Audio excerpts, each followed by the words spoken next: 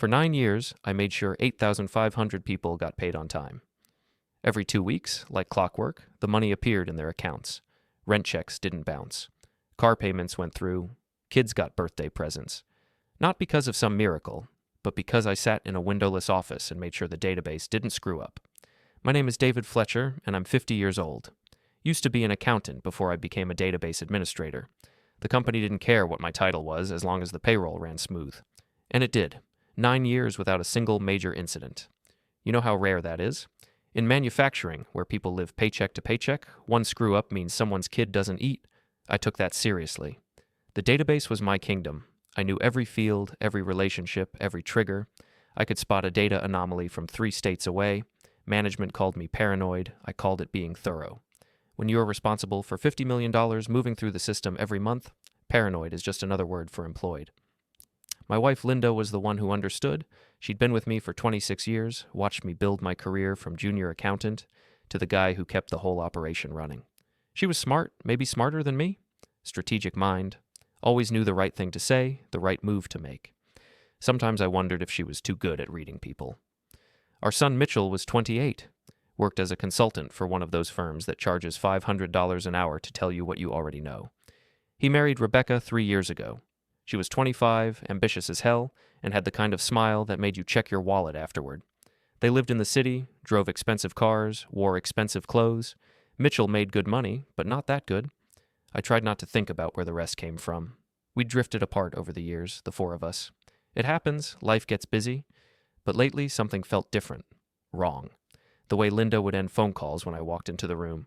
The way Mitchell would exchange glances with Rebecca at family dinners. The way Rebecca would study me like I was a problem she needed to solve. I'm not stupid. I've seen manipulation before. Spent 9 years watching corporate politics play out. Watched people climb over each other for a bigger office or a slightly better title. But this was my family. I wanted to be wrong. The day everything changed started normal enough. Tuesday morning, 7 a.m., sitting at my desk with coffee that tasted like burnt cardboard. The database was humming along, processing time entries from the weekend shift. I was reviewing exception reports when my phone buzzed. Linda. Mitchell and Rebecca are coming for dinner tonight. 6 p.m. Don't be late. No. Please. No. Hope that works for you. Just a statement. That should have been my first clue. I got home at 5:45. Linda was in the kitchen, cooking something that smelled good. Roast chicken, maybe. She barely looked up when I walked in. They're bringing wine, she said. Open it when they get here. What's the occasion? Does there need to be an occasion to see our son? There it was, that edge in her voice, like I'd accused her of something. No, I said. Just asking. Mitchell and Rebecca showed up at 6 on the dot. Mitchell looked good.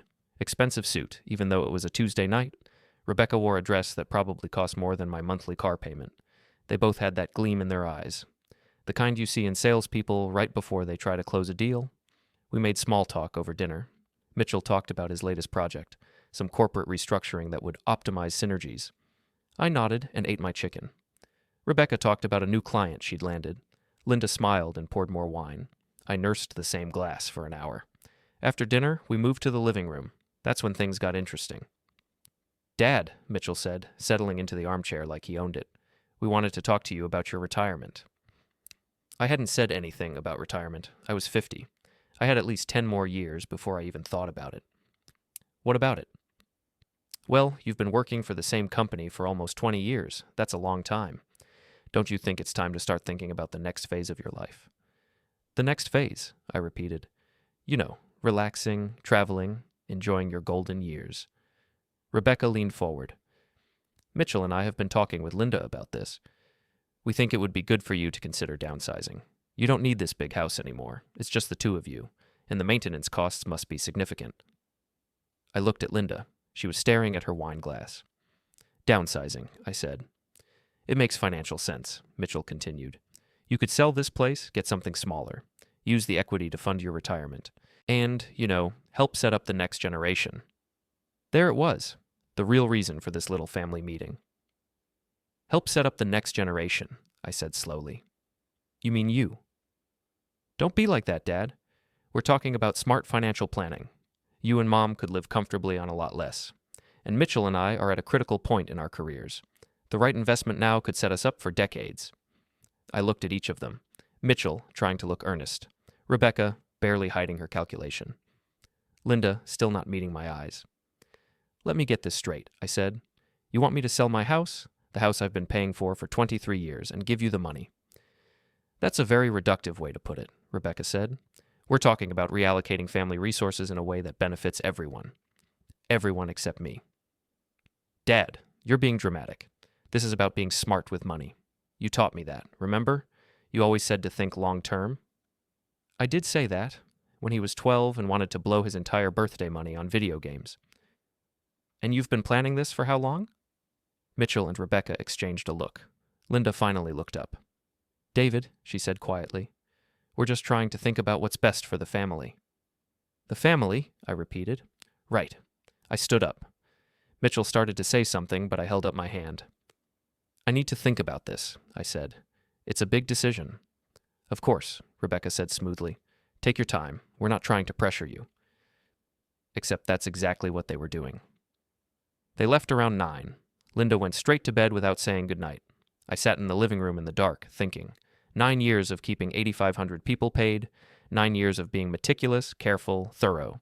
You don't do that job without learning to see patterns, and I was seeing a pattern here. Mitchell's sudden interest in my retirement, Rebecca's financial language, Linda's silence. This wasn't spontaneous, this was planned. They'd discussed this, multiple times. They'd rehearsed their pitch, which meant this had been going on for a while. I got up and went to my home office. Linda thought I just used it for bills and taxes, but I'd kept records of everything. Bank statements, investment accounts, the deed to the house. I started pulling files. 2 hours later, I found it. A transfer from our joint savings account to Mitchell's business account. $50,000, dated 6 months ago. Linda's signature on the authorization form. I kept digging. More transfers, smaller amounts, spread out over 2 years. $30,000, $20,000, $15,000. Always with Linda's authorization. Never mentioned to me. They'd been bleeding our savings account dry. I sat back in my chair and stared at the ceiling. The house was quiet.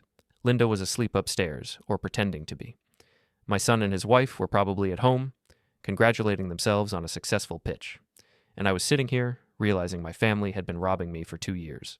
The smart thing would be to confront them, demand an explanation, get angry. But I'd spent 9 years managing a complex database. I knew that rushing in without a plan was how you caused disasters. No, I needed to understand the full scope of this. I needed to know exactly what they'd done, how they'd done it, and what they were planning to do next. I needed to investigate my own family. I spent the rest of the night going through records. By the time the sun came up, I had a clear picture. Over 2 years, Linda had transferred nearly $200,000 to Mitchell. Most of it went into something called Catalyst Consulting Partners, Mitchell's company. But here's what was interesting. Mitchell had told me he was a junior consultant at a big firm. Turns out Catalyst Consulting Partners was his own company. He'd started it 18 months ago. Rebecca was listed as COO, and according to their corporate filings, which were public record, they were barely breaking even. They had 3 clients, all of them small businesses. Their biggest contract was worth $80,000 a year. So where was my money going? I kept digging. Linda woke up around 7 and came downstairs. I was at the kitchen table with my laptop and a pile of printouts. You're up early, she said. Couldn't sleep, I said. Thinking about what Mitchell said, she poured herself coffee. And? I want to see his business plan. She froze for just a second. Not long, but enough. His business plan? Yeah, if he wants me to invest my retirement in his company, I should see the financials. Standard due diligence. David, he's our son. You don't need to treat this like a corporate transaction. $200,000 isn't a corporate transaction. She put her coffee cup down slowly. What are you talking about? I slid one of the printouts across the table. Bank transfer, $50,000, Linda's signature. That's just helping him get started. He needed capital. For 18 months, Linda, you gave him our savings. It's our money, David. I have every right to help our son. Without telling me. You would have said no. Damn right I would have. Do you know how much they're actually making? About $80,000 a year. They're not at a critical point in their careers. They're failing. Linda's face went hard. Mitchell is building something. You wouldn't understand. You've been doing the same job for 9 years. You don't know what it takes to be an entrepreneur. I know what it takes to manage money, and this isn't management. This is throwing it away. This conversation is over. She walked out. I heard her go upstairs, then the bedroom door slammed.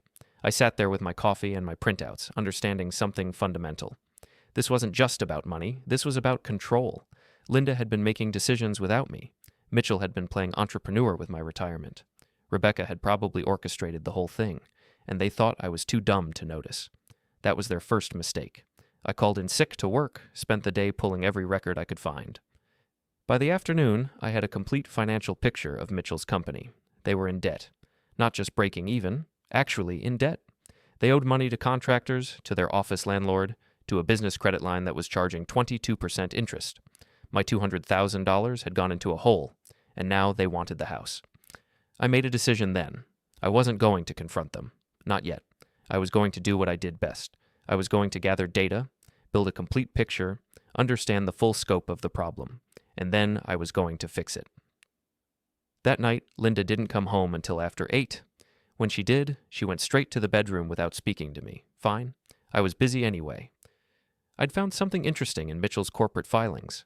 Catalyst Consulting Partners had taken on a major client 3 months ago, a manufacturing company called Apex Industrial. The contract was worth $500,000 over 2 years. That should have saved them, but according to their financials, they were still losing money, which meant either they were terrible at business or something else was going on.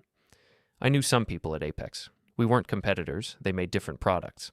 But we'd met at industry conferences. I made a few calls. By the end of the week, I had an answer. Mitchell's company had landed the Apex contract by underbidding everyone else, by a lot. They'd promised to do a complete systems integration for $250,000. Every other consulting firm had bid over $1 million. Apex had jumped at the deal. Of course they had. It was a gift. But here's the thing about systems integration. It's expensive. Hardware, software, training, implementation. Mitchell was going to lose money on every hour of that contract, which meant he needed more capital. A lot more. And that's when I understood the full scope of their plan. They weren't asking me to help fund Mitchell's business. They were asking me to bail out Mitchell's business. The house wasn't an investment opportunity. It was a life raft, and they'd been planning this for months. I sat in my office Thursday night, surrounded by printouts and spreadsheets, and I laughed. Not a happy laugh, the kind of laugh you make when you realize you've been played. My wife had been lying to me for 2 years. My son had been using me as a personal ATM. My daughter-in-law had been coaching them both on how to manipulate me, and they thought I wouldn't figure it out. That was their second mistake. While you're here, hit the hype button, don't forget to subscribe and support this channel with a like. And tell us below, have you ever faced something like this? Friday morning, I went back to work, acted like nothing was wrong, checked the database, reviewed the payroll reports, answered emails, normal day, but I couldn't stop thinking about the numbers. 200,000 gone, another 300,000 tied up in the house equity. That's what they wanted. That's what they'd been working toward. $500,000 to save Mitchell's failing company. At lunch, I drove to the bank. Not our regular branch, one across town where nobody knew me. Asked to speak with someone about estate planning and asset protection. The banker was a young guy, maybe 35, sharp suit, firm handshake. Name tag said James Reynolds. "What can I do for you, Mr. Fletcher?" "I need to protect my assets," I said. "From my family." He didn't blink. Probably heard it before. "Are you going through a divorce?" "Not yet, but I've discovered some unauthorized transfers from my joint accounts. My wife's signature, but I never approved them." "How much are we talking about?" "About 200,000 over 2 years. Now he blinked. "That's significant. Have you confronted your wife?" "Yes. She claims she has every right to use the money for our son. Legally, she does. It's a joint account. But if you're concerned about future transfers, we can set up some safeguards." He walked me through the options. Separate accounts, required dual signatures for large transfers, a trust that would protect the house equity, financial power of attorney restrictions. I took notes, asked questions. By the time I left, I had a plan, but I didn't implement it. Not yet, because there was something I needed to understand first. Why now? Mitchell's company had been struggling for 18 months. The Apex contract had happened 3 months ago, but the dinner, the pitch, the pressure to sell the house, that was new. This week. Something had changed. Something had made this urgent. I went back to the office and dug deeper into Catalyst Consulting Partners. Public filings only told part of the story. I needed inside information. Lucky for me, I knew how to get it. One of the benefits of running payroll for 8,500 people is that you know people, lots of people. And people talk. I made some calls, asked around. By the end of the day, I had a name. Derek Moss, junior consultant at Catalyst, used to work with Mitchell at the big firm before Mitchell went solo, followed him to the startup, and according to my sources, recently put in his 2 weeks' notice. People who quit know where the bodies are buried. I found Derek's LinkedIn profile, sent him a message. Heard you're looking for new opportunities. I run operations at a manufacturing company. We might have an opening. Coffee? He responded within an hour. Sure, how about tomorrow? We met at a Starbucks downtown. Derek was young, maybe 25, and had that exhausted look that consultants get after too many 70-hour weeks. So, you work with my son, I said after we'd ordered. He paused with his coffee halfway to his mouth. Your son? Mitchell Fletcher, Catalyst Consulting Partners. Oh, yeah. Wait, you're Mitchell's dad? That's right. Look, if this is about trying to get me to stay, I'm not interested. I already signed with another firm. It's not about that. I'm actually doing some due diligence on the company. Considering an investment, wanted to get an insider's perspective. That was all it took. Derek's face changed. The polite professional mask slipped, and I saw real anger underneath. An investment? In Catalyst? Are you serious? Why wouldn't I be? Because that company is a disaster. Mitchell has no idea what he's doing. He took on the Apex contract without understanding the scope. We're 6 weeks in, and already 3 weeks behind schedule. The client is furious, and we don't have the resources to deliver what we promised. What kind of resources? Everything. We need senior engineers. We need project managers. We need actual consultants who know systems integration. Instead, we've got me and 2 other junior guys working 18-hour days trying to figure it out as we go. And Mitchell? Mitchell spends half his time pitching new clients and the other half arguing with Rebecca about money. They're bleeding cash. Last month, they couldn't make payroll. Rebecca had to cover it from her personal account. Personal account, I repeated. Yeah, well, I think she took out a loan or something. She didn't say, but she was stressed about it. I bet she was, because Rebecca didn't have any money. I'd checked. She came from a middle-class family in Ohio. No trust fund, no inheritance. If she'd covered payroll, it was with borrowed money, which meant they were even more desperate than I thought. How bad is it? I asked. Derek sighed. Bad. They're going to lose money on every hour of work, and if they can't deliver, Apex is going to sue. There's a performance clause in the contract. If they miss deadlines, they owe penalties. $50,000 per week. Per week? Per week, starting week 12. We're already on week 6, and we're 3 weeks behind. You do the math. I did the math. If they missed the deadline, which they were definitely going to do, they'd owe Apex $250,000 in penalties. On top of the money they were already losing on the contract itself, no wonder they needed the house. Why did Mitchell take the contract if it was that bad? Because Rebecca convinced him it was their big break. She said if they could land one major client, they could leverage it to get more. She didn't care if they lost money. She just wanted the name on their client list. And Mitchell went along with it. Mitchell does whatever Rebecca says. She's the one who really runs things. We talked for another hour. Derek gave me the full picture.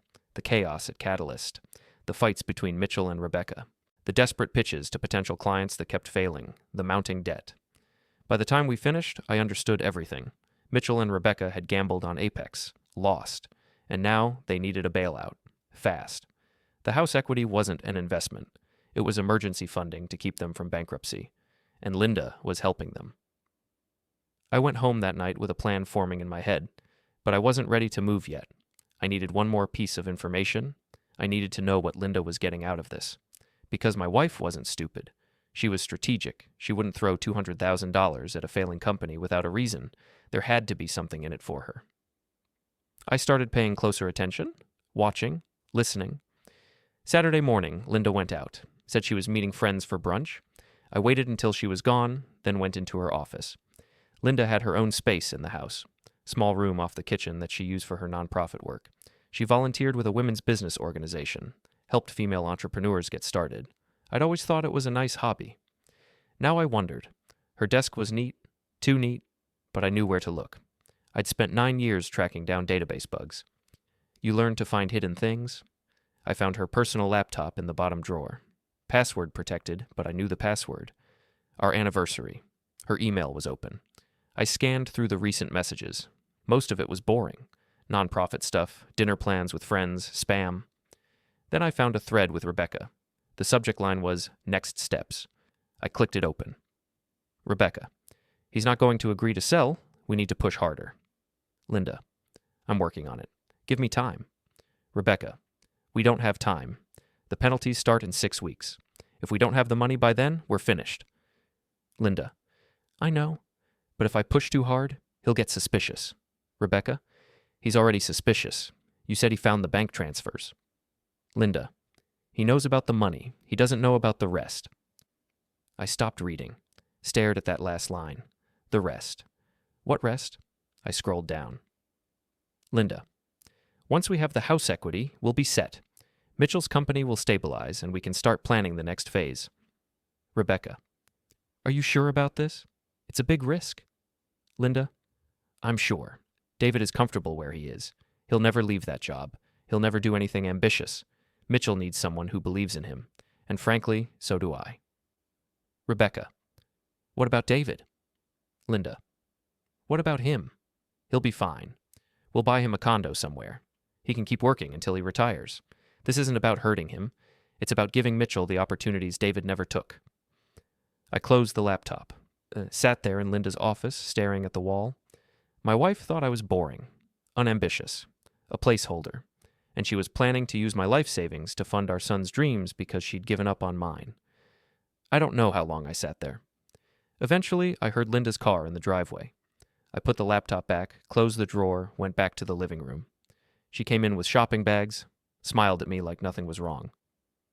How was brunch? I asked. Good. We went to that new place downtown. You'd like it. Maybe we can go next week? Sure, that would be nice. She kissed my cheek and went upstairs. Normal Saturday afternoon, except nothing was normal anymore. That night, I couldn't sleep.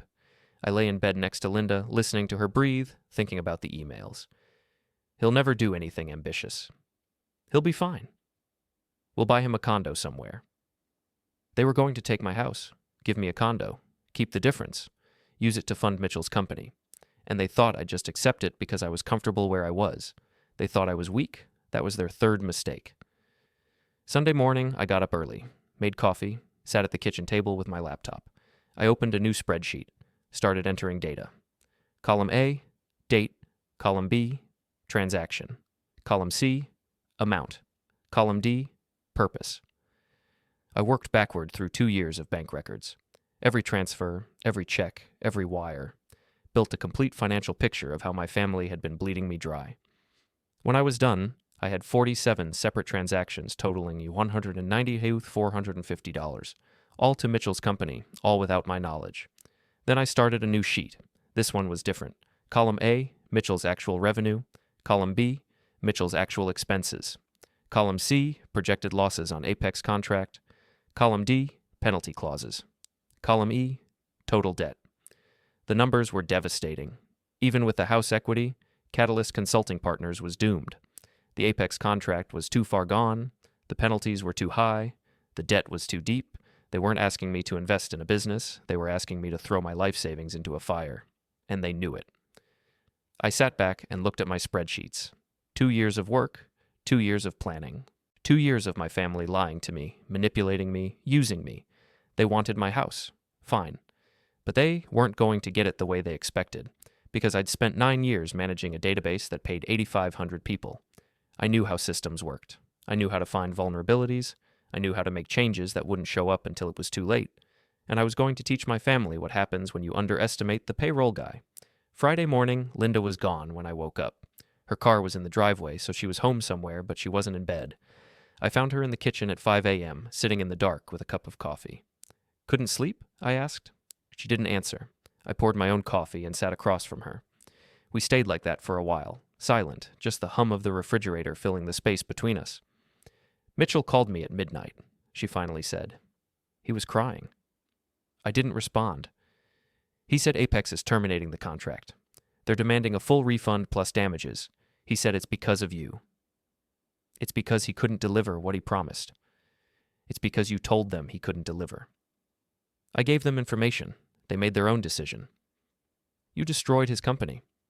His company was already destroyed. I just accelerated the timeline.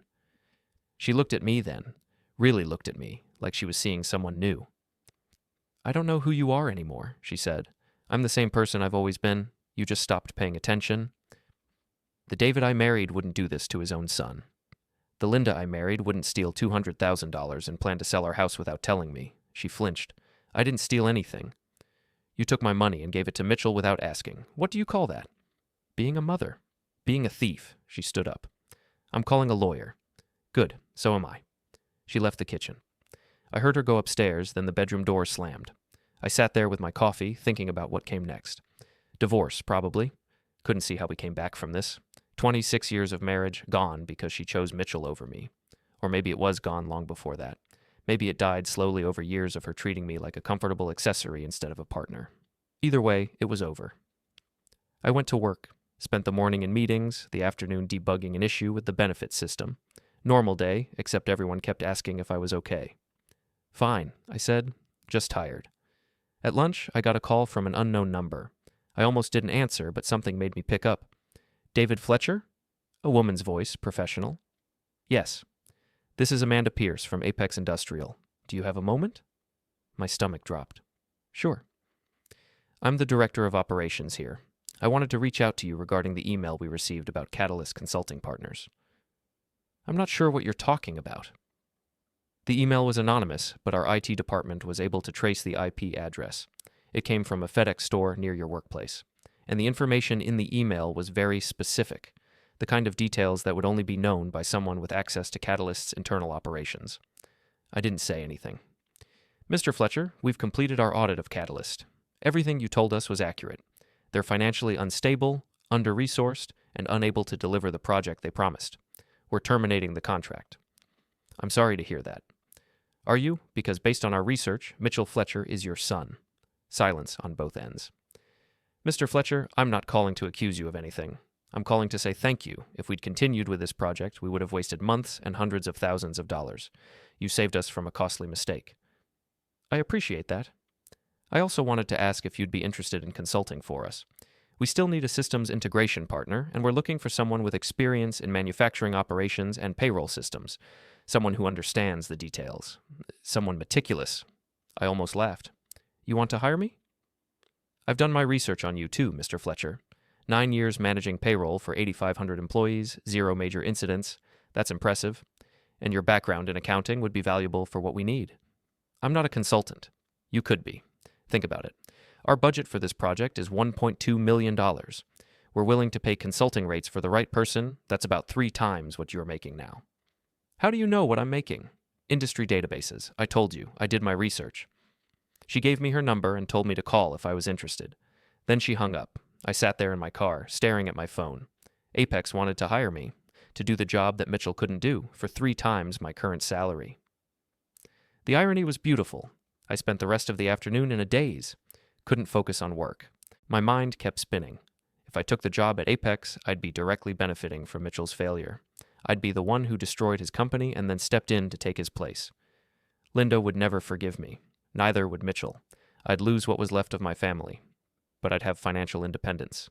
I could afford the divorce. Could start over. Could prove to everyone that I wasn't just the boring payroll guy who existed instead of lived. By the time I left work at 5, I'd made my decision.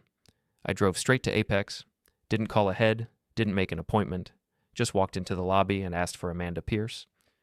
She came down 10 minutes later. Sharp suit, firm handshake, assessing eyes. Mr. Fletcher, I wasn't expecting to see you in person. I wanted to discuss your offer. She smiled. Let's talk in my office. We spent 2 hours going over the project requirements. She showed me what Mitchell had promised, what they actually needed, and what the budget allowed. This is doable, I said.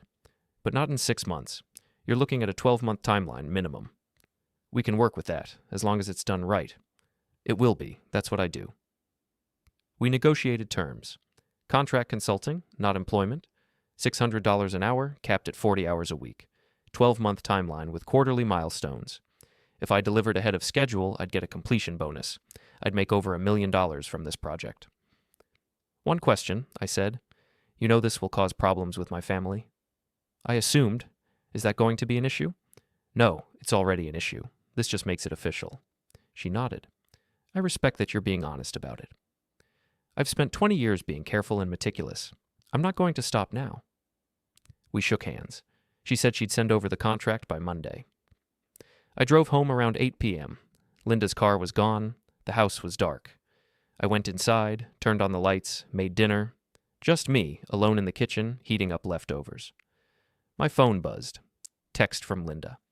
Linda, I'm staying with Rebecca and Mitchell tonight. We need some space. Me, okay. Linda, that's all you have to say? Me, what do you want me to say? Linda, you destroyed our son's life. You destroyed our family. I thought you'd at least feel something. Me, I do feel something. Relief. She didn't respond after that. I ate my dinner, watched TV, went to bed early, slept better than I had in weeks. Saturday morning, I woke up to 15 missed calls and 30 texts, all from Linda, Mitchell, and Rebecca. I deleted them without reading. Instead, I made coffee, sat down with my laptop, and started planning my new life. First, separate my finances. Open new accounts in my name only. Transfer half of everything to my side. Linda couldn't stop me. It was legally mine. Second, hire a divorce attorney. Good one, expensive one. Someone who specialized in protecting assets from vindictive spouses. Third, set up my consulting practice. LLC, business bank account, insurance, contracts. Do it right from the start. Fourth, move out. I didn't want the house anymore. Too many bad memories. Let Linda have it if she wanted. I'd find an apartment downtown, something modern and clean, a place that was mine. I spent the weekend executing the plan. By Sunday night, I had new bank accounts, half the money transferred, a consultation scheduled with an attorney for Monday, and a lease signed on a high-rise apartment with a view of the city. I packed my clothes, my electronics, some books. Didn't take much. Most of the stuff in the house was Linda's anyway. Furniture she picked out, decorations she liked, and none of it felt like mine. I left Sunday night while she was still at Mitchell's. Didn't leave a note, didn't call. Just loaded my car and drove away. The apartment was on the 23rd floor. Floor-to-ceiling windows, stainless steel appliances, hardwood floors. Completely empty except for my 2 suitcases. I stood at the window, looking out at the city lights, thinking about the past 2 weeks. I destroyed my son's business. Probably destroyed my marriage, alienated my entire family, and I felt free. Monday morning, I met with the attorney. Her name was Susan Garrett, and she specialized in high-asset divorces. Walk me through the situation, she said. I laid it out. The stolen money, the plan to take the house, the anonymous tip to Apex, the new consulting job. She took notes, asked questions, nodded occasionally. This is going to be messy, she finally said. Your wife is going to claim that you sabotaged your son's business out of spite. She's going to try to paint you as vindictive and controlling. Can she win with that argument? Depends on the judge, but your evidence is strong. You have documentation of the unauthorized transfers, you have emails showing they were planning to sell the house without your consent, and you didn't break any laws by sharing publicly available information with Apex. So we can win. We can protect your assets. The emotional side, the family relationships, that's already lost. I know. She drew up paperwork. Filed for legal separation first, divorce to follow, froze the joint accounts, sent Linda notice that I was no longer living in the house. By the end of the day, Linda knew everything. She called me. I didn't answer. She texted. Linda, how could you do this? Linda, after everything we've built together? Linda, Mitchell is devastated. Rebecca left him. Their company is finished, and now you're taking a job that should have been his? Linda, you're a monster. I turned off my phone. Tuesday, I went to my regular job and gave notice. 2 weeks, professional courtesy. My boss tried to talk me out of it. You've been here 9 years, David. You're the best database administrator we've ever had. I appreciate that, but it's time for me to move on. Is this about money? We can discuss a raise. It's not about money. It's about doing something different. He shook my hand. Well, you'll be missed, and if you ever want to come back, the door's open. I spent my last 2 weeks documenting everything, writing procedures, training my replacement, making sure the transition would be smooth, because even if I was blowing up my life, I wasn't going to screw over 8,500 people who depended on getting paid. Wednesday afternoon, Mitchell showed up at my office. Security called me. Mr. Fletcher, there's a Mitchell Fletcher here to see you. He's not on the visitor list. Tell him I'm busy. He says it's urgent. He's pretty upset. I sighed. Send him up. Mitchell looked worse than he had at lunch. Unshaven, wrinkled clothes, wild eyes. He walked into my office and slammed the door. You took my job? He said. You lost your job. I took a consulting opportunity. The same job, the same client. You're literally doing the work I was supposed to do. Because you couldn't do it. Because you sabotaged me. I gave them information. True information. If that sabotaged you, then you were already doomed. He grabbed my desk, knuckles white. Rebecca left me. I'm sorry to hear that. You're sorry? You're sorry? She left because we're bankrupt, because we lost everything, because my own father destroyed my business. Mitchell, sit down. No, I'm done sitting down. I'm done being reasonable. You ruined my life. You ruined your own life. I just stopped you from ruining mine too. He looked like he might hit me. For a second, I thought he would. But then security knocked on the door. Everything okay in there, Mr. Fletcher? Mitchell took a step back. This isn't over. Yes, it is. Go home, Mitchell. Try to start over, but leave me out of it. I'll never forgive you. You already said that. He left. Security escorted him out of the building. I sat at my desk, hands shaking. First time I'd felt anything close to fear or guilt since this started. But it passed. By the time I drove home, to my apartment, not the house, I was calm again. Thursday, Linda served me with papers. She was suing for divorce and claiming I'd committed economic abuse by sabotaging Mitchell's business. Friday, my attorney countered with documentation of Linda's unauthorized transfers and evidence that Mitchell's business was failing before I contacted Apex. The legal battle had begun. My last day at the company was a Friday. They threw me a small party. Cake, coffee, some awkward speeches about what a great employee I'd been. My replacement was a young woman named Angela, mid-30s, smart, asked good questions. She reminded me of myself 20 years ago. Eager, meticulous, little bit nervous. The database is solid, I told her during our final training session, but you need to stay vigilant. One corrupted record can cascade into disaster. I'll be careful, she said. Good. These 8,500 people depend on you. Don't let them down. She nodded, serious. She'd do fine. I cleaned out my desk, said my goodbyes, turned in my badge, walked out of the building for the last time. 20 years in that office, 9 years managing that database, and I felt nothing leaving it behind. The weekend was quiet. I set up my apartment, bought furniture, started planning for the Apex project. Monday morning, I'd officially be an independent consultant. Saturday afternoon, Linda called. I almost didn't answer, but something made me pick up. We need to talk, she said. Talk to my attorney. David, please. Not about the divorce, about Mitchell. What about him? He's not doing well. He's depressed. He won't leave the apartment. I'm worried about him. That's unfortunate. That's all you have to say? Your son is falling apart, and that's unfortunate? What do you want me to do, Linda? Give him money, tell him it's okay, pretend this never happened? I want you to be his father. I am his father. That's why I stopped him before he destroyed both our lives. You destroyed his life. He destroyed his own life. He made bad decisions, promised things he couldn't deliver, and gambled with money he didn't have. Those are his choices, not mine. He's 28 years old. He made mistakes. You're supposed to help him learn from them, not punish him forever. I'm not punishing him. I'm protecting myself. There's a difference. She was quiet for a moment. Then, I never thought you could be this cold. I'm not cold. I'm realistic. Mitchell isn't a child anymore. He's an adult who made adult decisions. Now he gets to live with adult consequences. And what about us? Our marriage? 26 years, David. Doesn't that mean anything? It meant everything.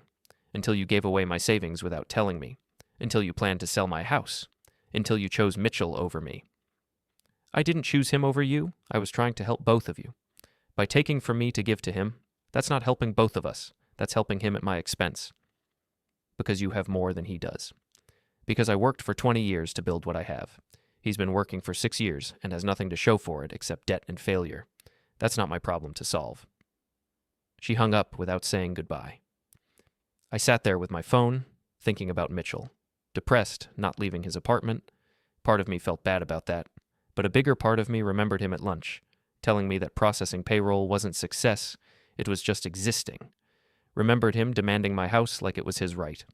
Remembered 2 years of him and Linda treating me like a wallet they could dip into whenever they needed cash. No, I didn't feel bad enough to change anything. Sunday, I drove past the house. Linda's car was there. So was Mitchell's. They were probably inside, strategizing about the divorce, planning how to fight me in court. Let them plan. I had better lawyers. Monday morning, I started the Apex project. They gave me an office, access to their systems, and introduced me to the team I'd be working with. Amanda Pierce walked me through everything. We need a complete overhaul of our operation systems. Inventory, production scheduling, quality control, everything Mitchell promised. I'll need a detailed requirements document. Already started, we'll have it ready by Wednesday. And the timeline? 12 months. But if you can deliver early, the bonus is substantial. I'll deliver on time. Early is a bonus, not a promise. She smiled. I like your style. The work was challenging. Complex systems, lots of moving parts, integration issues. Exactly the kind of thing Mitchell wasn't equipped to handle. But I'd spent 9 years managing complex databases. This was just a bigger version of what I already knew how to do. I dove in, spent long hours mapping out the requirements, designing the system architecture, planning the implementation phases. It felt good. Better than good. It felt like I was finally using my skills for something bigger than maintaining someone else's system. By the end of the first week, I had a complete project plan. Amanda reviewed it and approved it immediately. This is impressive work, David. Detailed, realistic, well-structured, exactly what we needed. It's what I do. Mitchell's proposal was 20 pages of buzzwords and promises. Yours is 200 pages of actual planning. The difference is night and day. I didn't respond to that. Didn't need to gloat. The second week, Linda's attorney filed motions claiming I'd sabotaged Mitchell's business out of malice. My attorney countered with evidence that Mitchell's business was already failing. The judge reviewed both sides and scheduled mediation for next month. I didn't care. I had my own money now, my own apartment, my own consulting practice. Whatever happened with the divorce, I'd be fine. Wednesday of the second week, I got a call from Derek Moss. Hey, Mr. Fletcher, I heard you took the Apex job. News travels fast. It's a small industry. People talk. Anyway, I wanted to say congratulations. That's a great project. Thanks. How are you doing? Good. Started my new position. Much better company. Actual resources, competent management, reasonable deadlines. It's like night and day compared to Catalyst. I'm glad it worked out. Me too. Hey, I also wanted to tell you something about Mitchell and Rebecca. What about them? They're blaming you for everything, telling people you sabotaged them because you were jealous of Mitchell's success. Let them talk? I just thought you should know, in case it affects your business. I appreciate that, Derek, but I'm not worried. The truth is documented. Anyone who checks will see what really happened. Still, be careful. Rebecca is vindictive. She's the type to make things personal. She already has. After we hung up, I sat in my office at Apex, thinking about what Derek said. Rebecca was vindictive. She'd tried to manipulate me into giving up my house. Now she was spreading lies about me sabotaging Mitchell. But here's the thing about lies. They only work if people don't check the facts. And I had all the facts documented. Bank records showing Linda's unauthorized transfers, Mitchell's corporate filings showing the company's financial problems, the Apex contract showing the unrealistic promises, my anonymous tip to Apex showing I'd only shared true information. Let Rebecca spread her lies. The truth was on my side. The third week, I started implementation, hired a small team of contractors, set up the development environment, began building the new systems. It was satisfying work, watching something take shape from planning to reality, seeing the progress bars move forward, getting feedback from the Apex operations team that yes, this was what they needed. Friday afternoon, Amanda Pierce stopped by my office. How's it going? On schedule. We'll hit the first milestone next month. That's great. I wanted to let you know we've been getting calls from other companies. They've heard we hired you and they want to know if you're available for consulting work. Other companies? Manufacturers mostly. Companies with similar problems to ours. They want someone who understands operations and can actually deliver results instead of just making promises. I'm committed to Apex for the next year. I know, but after that, you could build a real consulting practice. There's demand for what you do. I thought about that. A real consulting practice. Multiple clients. Real success. Not just existing, actually living. Let's focus on this project first, I said. But yeah, after Apex I'd be interested. She smiled. Good, because I'm happy to recommend you. That night, I sat in my apartment, looking out at the city, thinking about how much had changed in 3 weeks. 3 weeks ago, I was a database administrator processing payroll, married to a woman who thought I was boring, father to a son who thought I was a failure. Now I was an independent consultant working on $1 million project. separated from my wife, estranged from my son, and I felt more alive than I had in years. The fourth week, Mitchell showed up at Apex. Security called me. "Mr. Fletcher, there's a Mitchell Fletcher here. He's demanding to see you. Tell him I'm busy. He says if you don't come down, he'll make a scene in the lobby." I sighed. "I'll be right there." Mitchell was pacing in the lobby, agitated, talking to himself. When he saw me, he stopped. "We need to talk," he said. "We don't." "Dad, please, just 5 minutes." I looked at him. He'd lost weight, dark circles under his eyes, hands shaking. Against my better judgment, I nodded toward the door. "Outside." We walked to the parking lot. Mitchell lit a cigarette with trembling hands. "I didn't know you smoked," I said. "Started last week." He took a long drag. "Rebecca's gone. Left me for some VP at her old company." "I'm sorry." "Are you? Because you caused this." "No, Mitchell, you caused this. You borrowed money you couldn't repay. You made promises you couldn't keep. You built a company on debt and desperation. I just stopped you from dragging me down with you. I'm your son." "And that's supposed to make it okay? That's supposed to make me sacrifice my entire life savings for your mistakes?" "I didn't ask you to sacrifice everything. Just help me, like a father should." "I tried to help you. For 2 years, Linda gave you money, $200,000, and you burned through all of it. At what point was I supposed to say enough?" He dropped the cigarette, ground it out with his shoe. "I lost everything because of you. You lost everything because you gambled and lost. This isn't about me. This is about you refusing to take responsibility for your own choices. Everyone in the industry knows what you did. They know you sabotaged me. Do you know what that's like? Trying to rebuild when your own father destroyed you?" "I didn't destroy you. Apex did their own due diligence. They made their own decision. Because you gave them the information. True information. If the truth destroyed you, then you were already doomed." He looked at me with something close to hate. "I hope you're happy. You got your revenge. You won." This wasn't about winning, Mitchell. This was about survival. You and Linda and Rebecca were trying to take everything I'd worked for. I stopped you. That's all. "That's all," he repeated bitterly. "You destroyed my marriage, my company, my reputation, but that's all. Your marriage ended because Rebecca saw you failing and jumped ship.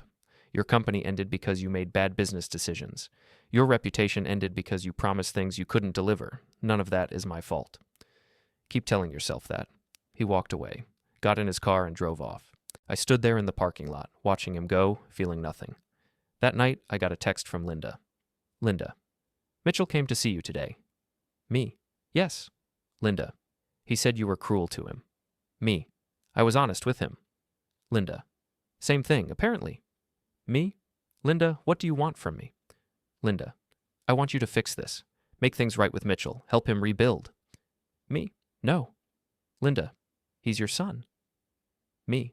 He's an adult who needs to face consequences. I'm not fixing this for him." Linda, "Then I was right. I don't know who you are anymore." Me, "I'm the same person I've always been. You just never paid attention." She didn't respond after that. The mediation was scheduled for a Wednesday morning. Susan Garrett, my attorney, met me outside the mediator's office. "Remember, this isn't a trial. It's a negotiation. Linda's attorney is going to paint you as the villain. Don't react. Stay calm. Let the evidence speak for itself." Understood. We walked into a conference room. Linda was already there with her attorney, a sharp-looking man in his 50s named Robert Chen. Linda wouldn't look at me. The mediator, a woman named Karen Walsh, started with the standard speech about how mediation works, how we're here to find common ground, how we both want what's best. I tuned most of it out. Chen started with his opening statement. "My client has been married to Mr. Fletcher for 26 years. During that time, she's been a supportive spouse, a devoted mother, and a partner in building their family's wealth. Recently, Mr. Fletcher has engaged in deliberately destructive behavior toward their son, sabotaging his business out of spite and jealousy.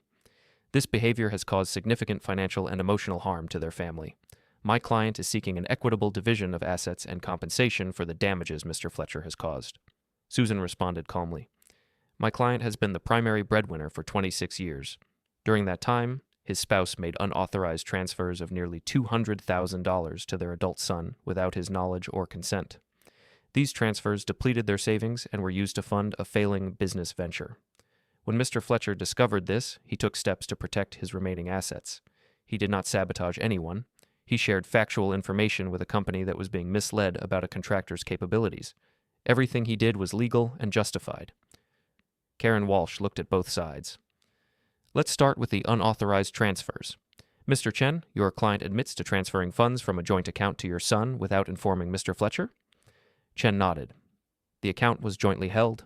My client had every legal right to use those funds. But not every moral right, Susan interjected. Marriage is a partnership. Major financial decisions should be made jointly. Mrs. Fletcher violated that partnership by secretly funding their son's business for 2 years.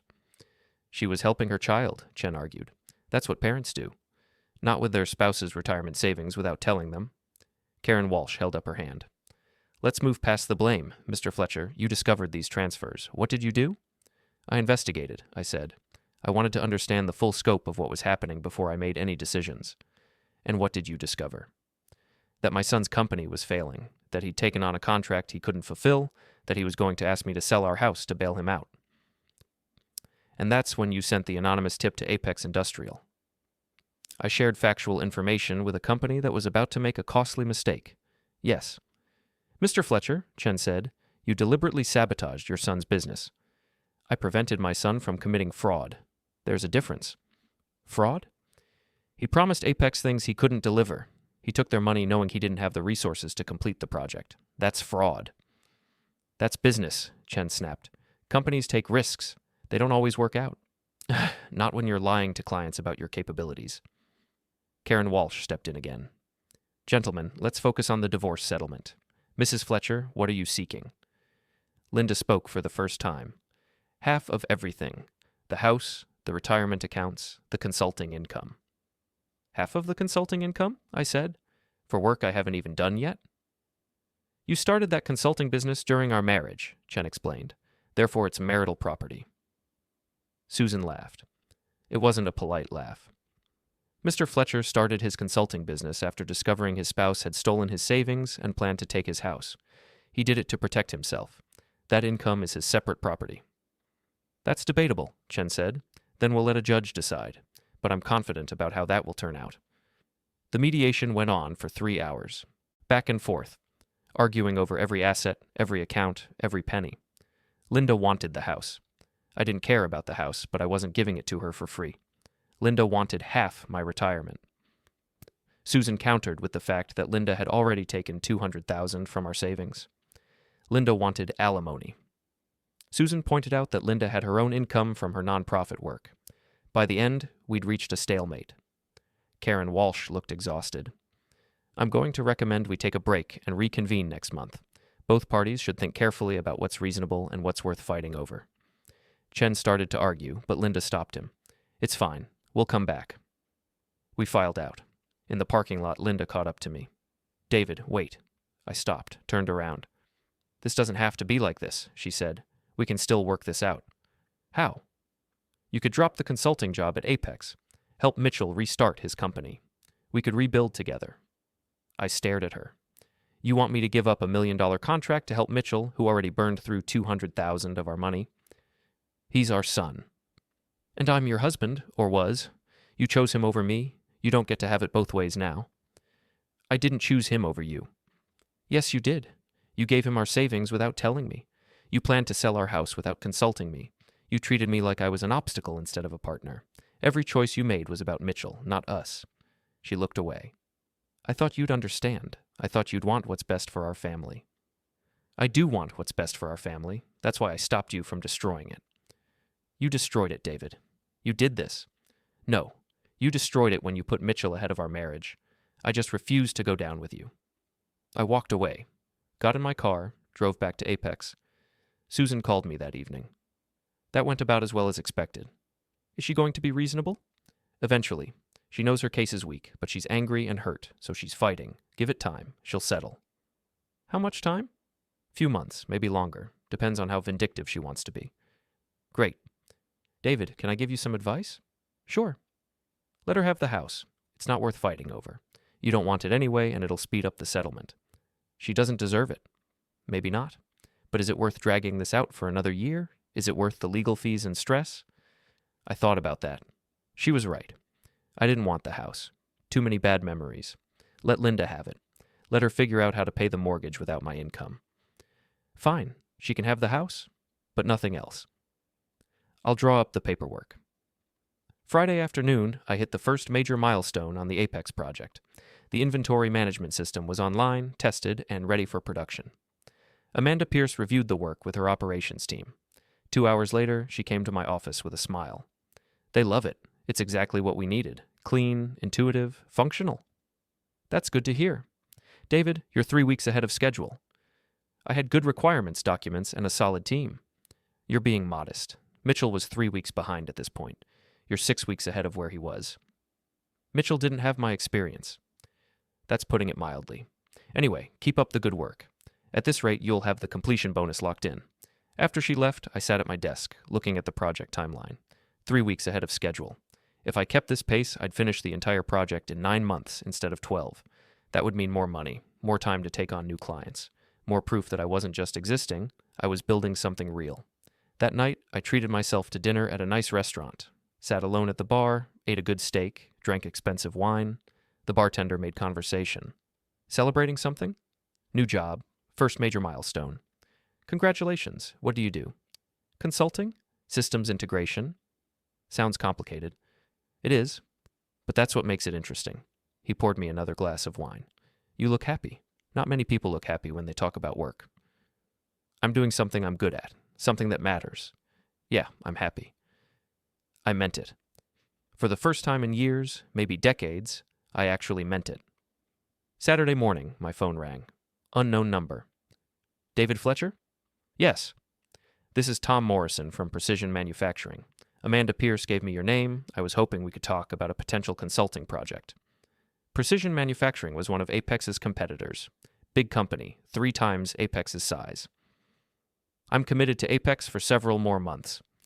I understand, but when you're available, we'd like to discuss bringing you on for a similar project. Our operation systems are a mess. We need someone who knows what they're doing. How did you hear about me? Industry network. Word gets around when someone delivers quality work on time. That's rare in this business. We talked for 20 minutes. He outlined their needs, asked about my rates, discussed timeline. By the end of the call, I had a verbal commitment for a second major project, starting as soon as I finished Apex. Contract value, $1.5 million. I hung up and stared at my phone. 2 weeks ago, I was a database administrator making $70,000 a year. Now I had consulting contracts worth over $2 million. Mitchell was right about one thing. I had been comfortable. I had been existing instead of living, but not anymore. Sunday afternoon, Mitchell called. I need to talk to you, he said. No. Dad, please. It's important. Everything with you is important. I'm filing for bankruptcy. My lawyer says I should tell you because it might affect the divorce settlement. How? Because Mom gave me money from your joint account. The bankruptcy trustee might try to claw it back. I smiled, couldn't help it. The money's gone, Mitchell. You spent it. There's nothing to claw back. That's what I told them. But they want to investigate anyway. They want to see if you knew about the transfers. I didn't, not until recently. That's what I told them. But I wanted to give you a heads up, in case they contact you. Thanks for the warning. Silence. Then, Dad, I know you hate me right now. I don't hate you. You destroyed my life. That's pretty close to hate. I stopped you from destroying mine. That's not hate. That's self-preservation. Call it whatever you want. The result is the same. Mitchell, you made choices. Bad choices. You overpromised, underdelivered, and gambled with borrowed money. Those choices had consequences. I'm not responsible for those consequences. You gave them the ammunition they needed to fire me. They didn't need ammunition. You were already failing. I just gave them the information to realize it sooner rather than later. And now you're doing the job I was supposed to do. Because I can actually do it. That's not my fault. He was quiet for a moment. Then, I hope it's worth it. What? Winning. I hope it's worth losing your family. I didn't lose my family. My family lost me when they treated me like an ATM. He hung up. I sat there, phone in hand, thinking about what he'd said. Was it worth it? 26-year marriage, over. Relationship with my son, destroyed. Family gatherings, holidays, all of that, gone. In exchange, I had financial independence, professional success, and freedom from people who'd been using me. Yeah, it was worth it.